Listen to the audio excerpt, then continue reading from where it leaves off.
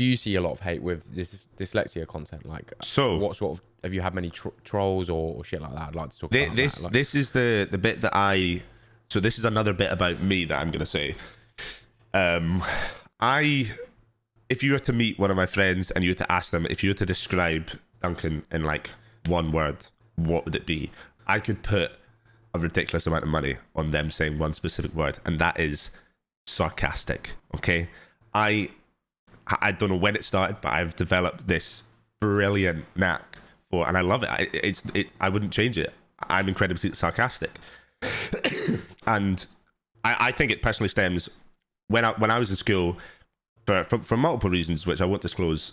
I had a bit of a tough time to do with like bullying and whatnot, not related to dyslexia at all. That was never a thing, and I didn't react to it well. I would be reactive. I'd be like giving them the attention that they wanted, and obviously it wouldn't work, and it would just continue.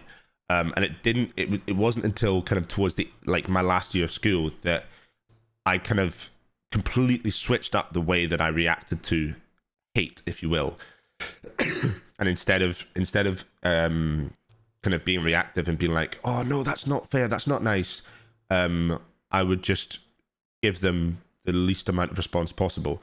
And that was where things like sarcasm started. It'd be like, if someone was to say something bad to you, it would be a case of literally just saying a word like, okay, like, all right, what else?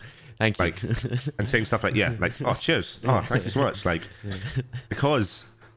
And there'll be loads of people out there that will agree or disagree, but the reason I believe that people bully and whatnot is because the reaction that they get from it, and then obviously you get reaction that continues, bang, bang, bang. Yeah. But I developed this kind of sarcastic knack for just kind of almost making fun of them back in a really sarcastic way, and it made them just kind of look like, not pathetic, but it was just a bit like, what are you doing?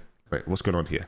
So continuing it in the uni, like I said, I was kind of quite sarcastic. Like my way of being funny or comedic, admittedly my pals would never say that I'm funny at all, but my way of being funny is being like, it's kind of like dad part. It's like sarcastic. It's flipping the sentence when someone says something to you. It's like, it's really simple. And so I think I'm lucky that I went, again, I think it's important that everyone goes through something like that so they can learn how to deal with hate on a minor scale, because holy moly, the internet's completely different to like 15 people having a go at you. Like, Jesus Christ. There's some horrible people behind those keyboards. So. Ridiculous, innit? And obviously you can't get back at them. So in my eyes, again, it's almost similar to like the 4-month thing. I think as a streamer, or if you're putting yourself out on the internet, you have to be ready to deal with hate. You have to have learned to some degree how to react to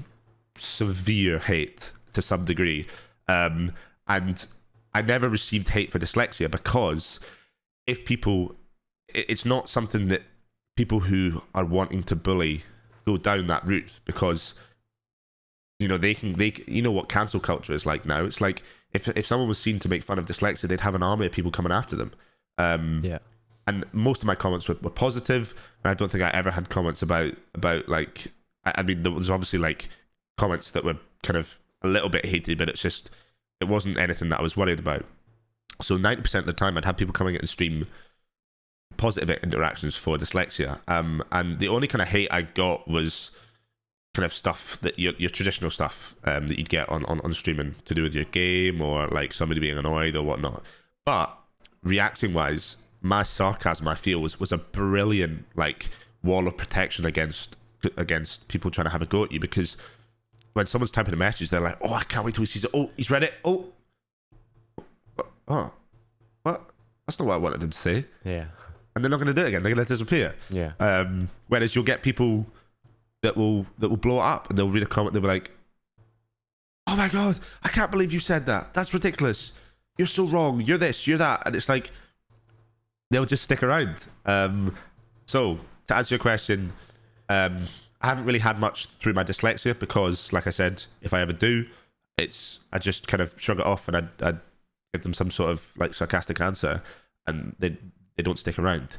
But if it's to do with like your traditional stuff, I just kind of I think I enjoy it quite a lot, and my community, I feel as if we're on the same page when it comes to dealing with comments that come in.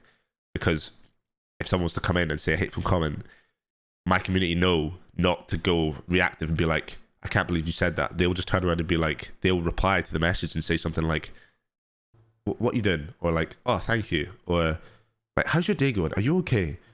Like, all about that kind of flipping the coin and just not giving them the answer that they want. And immediately they'll just, like, they won't stick around. And I've even had a couple of people come in initially, hot and fiery, breathing fire, and then they stick around for a bit, and eventually they go, listen, I'm actually kind of, I'm sorry for coming off of that way. Like, I didn't intend to stick around. I thought I was just gonna, but you actually seem pretty sound, and I'm gonna give you a follow. Next thing you know, you've made a viewer or a follower, and it's like, it's really, I think again, it's really important for you to kind of learn how to react and deal and coordinate and kind of how you carry yourself online, especially. But